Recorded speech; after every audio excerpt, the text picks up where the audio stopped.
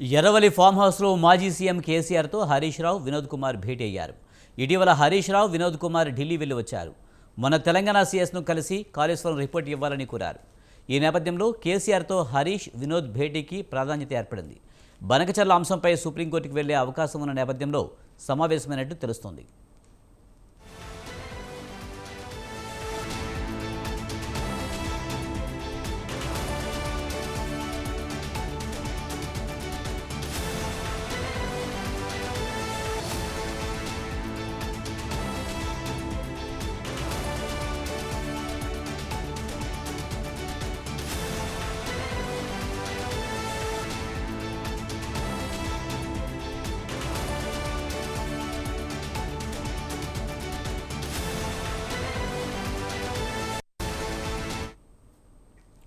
Erravalli form హౌస్లో మాజీ CM కేసీఆర్తో హరీష్ రావు, వినోద్ కుమార్ భేటీ అయ్యారు.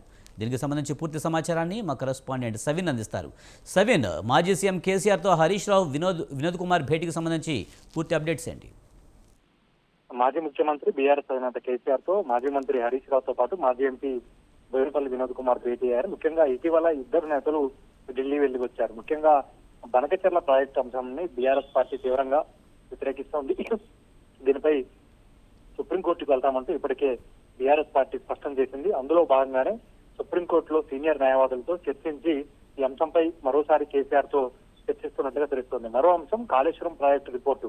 ఇప్పటికే కాళేశ్వరం కమిషన్ చైర్మన్ రాష్ట్ర ప్రభుత్వానికి నివేదిక అందజేశారు. కేబినెట్ లో రాష్ట్ర ప్రభుత్వం చర్చించింది. అందులో కొన్ని అంశాలు రాష్ట్ర ప్రభుత్వం ఏర్పాటు చేసినటువంటి కమిటీ ఇచ్చినటువంటి అంశాలు రాష్ట్ర ప్రభుత్వం బయటకు పెట్టింది. మొత్తం 650 పేజీల రిపోర్టు ఉంది. కాబట్టి ఈ రిపోర్టు కావాలంటూ ఇప్పటికే సచివాలయానికి వెళ్లి మాజీ మంత్రి హరీష్ రావు, చీఫ్ సెక్రటరీ రామకృష్ణారావును కలిసి సమగ్ర రిపోర్ట్ ఇవ్వాలని కోరారు.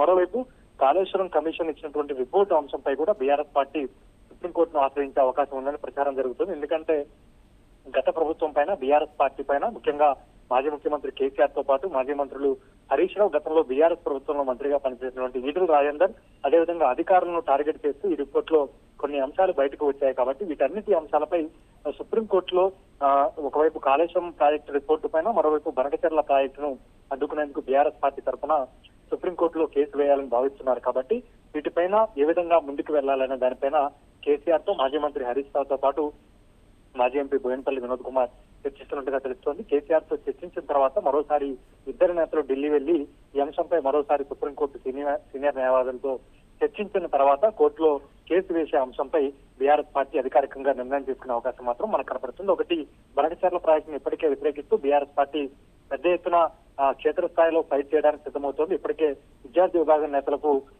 బనకచెర్ల ప్రాజెక్టు అంశంపై పవర్ పాయింట్ ప్రెజెంటేషన్ ను మాజీ మంత్రి హరీష్ రావు ఇచ్చారు. ఒకవైపు బనకచెర్ల ప్రాజెక్టు అంశంపై రాష్ట్ర ప్రభుత్వాన్ని ఇరుకుని పెట్టడంతో పాటు మరోవైపు కాళేశ్వరం కమిషన్ చైర్మన్ ఇచ్చినటువంటి రిపోర్టు అంశంలో ప్రభుత్వం బీఆర్ఎస్ పార్టీని బదనాం చేసే విధంగా వ్యవహరిస్తోంది.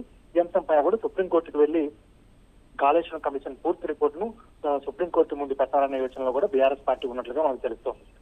Right, thank you సవిన్.